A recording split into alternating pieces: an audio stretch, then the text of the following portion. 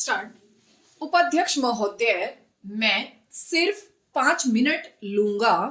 मुझे यह अर्ज करना है कि जो बिल आज आपके सामने है, इसके जरिए किराएदारों को सिवाय बाहर निकालने के कुछ मदद नहीं मिल सकती। हमारा पहला जो एक्ट था उसमें आपने देखा होगा, यह साफ लिखा गया था कि मकान मालिक किराएदारों से ज्यादा किराया न वसूल कर सके। किराएदारों को उसमें संरक्षण दिया गया था, लेकिन नए बिल के द्वारा इनको कोई संरक्षण प्रदान नहीं किया गया है, बल्कि मकान मालिकों को ज्यादा किराया वसूल करने के लिए प्रोत्साहन दिया गया है। इसमें व्यापारिक मकानों को खाली कराने के लिए ज्यादा तरफदारी दिखाई गई है। इसके कारण मकान मालिकों को अख्तियार मिल जाता है और वे किराएदार को कानूनी शिकंजे में आसानी से फंसा सकते हैं।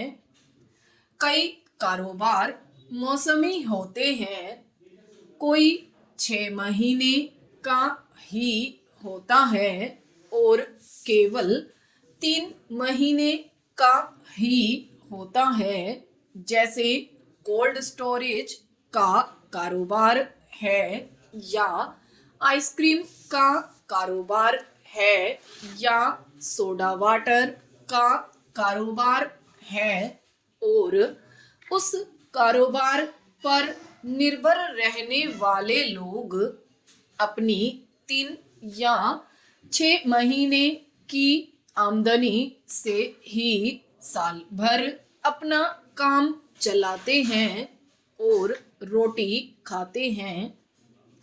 लेकिन अपने कारोबार के सिलसिले में अगर कोई आदमी 4 महीने अपनी दुकान बंद रखता है, तो आपके इस बिल के हिसाब से उसका निकाला हो जाना चाहिए।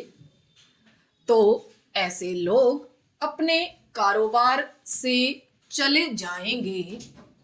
इसलिए किराएदारों में रिहायशी और गैर रिहायशी करके तकसीम हो सकता है, लेकिन वास्तव में उसका विभाजन नहीं हो सकता और न ही उन लोगों का कारोबार बदल सकता है।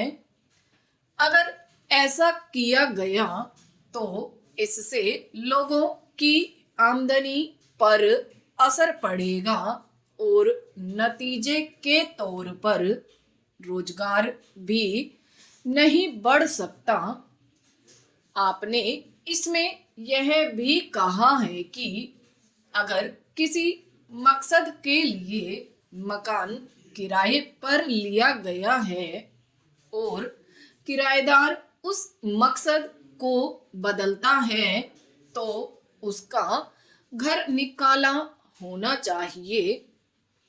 ऐसा होने के बाद किराएदार को अपना पेशा बदलने का अख्तियार नहीं रहेगा और किसी कारोबार में तरक्की नहीं हो सकेगी, और इसके साथ ही साथ किराएदार को व्यक्तिगत रूप से भी मकान मालिक को काफी दखल मिल जाएगा।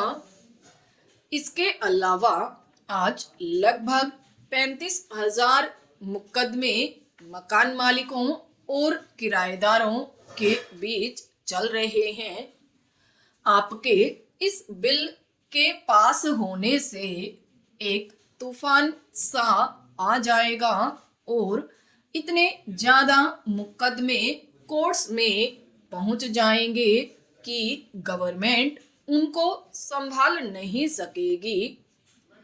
इस बिल में इतनी कमियां हैं कि गवर्नमेंट उनको संभाल नहीं सकती। पहले से ही इतने अधिकार मकान मालिकों को दिए गए हैं कि जब चाहे वे मकान खाली करवा सकते हैं। यह बहुत कोई बड़ी अक्लमंदी की बात नहीं होगी कि हम किसी मकान को किराएदार से इसलिए खाली करवाएं कि मकान मालिक का हक ज्यादा है और जिस किराएदार ने उस मकान में जन्म लिया, बड़ा हो गया है, बूढ़ा हो गया है, उसका कोई लिहाज न हो।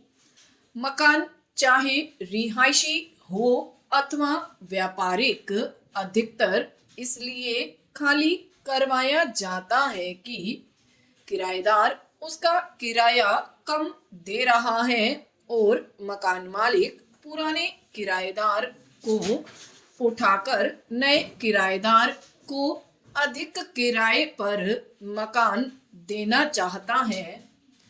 अतः कानून में अगर इस बात की व्यवस्था हो कि समय समय पर अपने आप किराया बढ़ाया जा सके, तो फिर मकान मालिक को बार बार किराएदार को मकान खाली करवाने की आवश्यकता नहीं पड़ेगी, क्योंकि उसको अपने मकान का किराया बढ़ा हुआ मिलेगा।